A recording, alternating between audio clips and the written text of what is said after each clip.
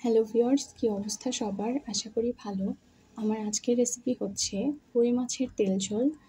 এই কই মাছের রেসিপি খেতে কিন্তু অনেক মজা লাগে। তো চলুন শুরু করা যাক।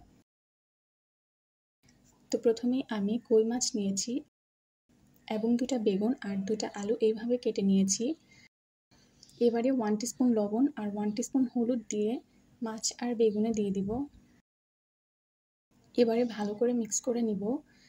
মাছে একটু সরিষার তেলও দিয়েছি যাতে করে মাছ ভাজার সময় লেগে না যায়। এবারে চুলায় একটা কড়াই বসিয়ে দিব। দেন কড়াই গরম হলে একে একে বেগুনগুলো ভাজতে দিব। উল্টে পাল্টে ভেজে নিতে হবে। এই পর্যায়ে চুলা থেকে নামিয়ে ফেলব।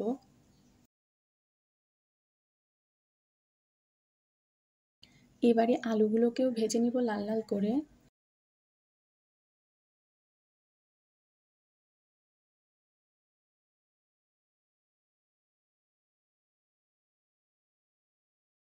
ভালো টেস্টের জন্য সেমভাবে মাছগুলোও ভেজে নিব। এই তো সবগুলো একদম সুন্দর করে ভেজে নিয়েছি। এবারে সেই কড়াইতে কিছুটা কালো জিরেও দিয়ে দিব। এরপরে দিব পেঁয়াজ বাটা 3টার মতো, 1 টিস্পুন করে আদা বাটা, রসুন বাটা, জিরা বাটা ভালো করে কষিয়ে নিব। 1 টিস্পুন লবণ দিব।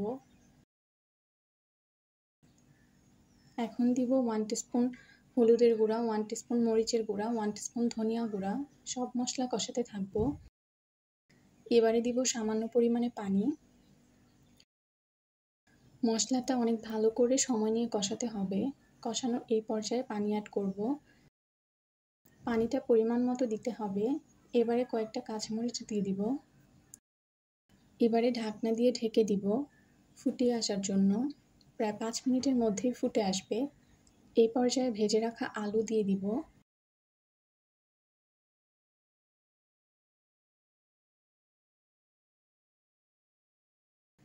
এই পর্যায়ে মাছ বেগুন সব দিয়ে দিব।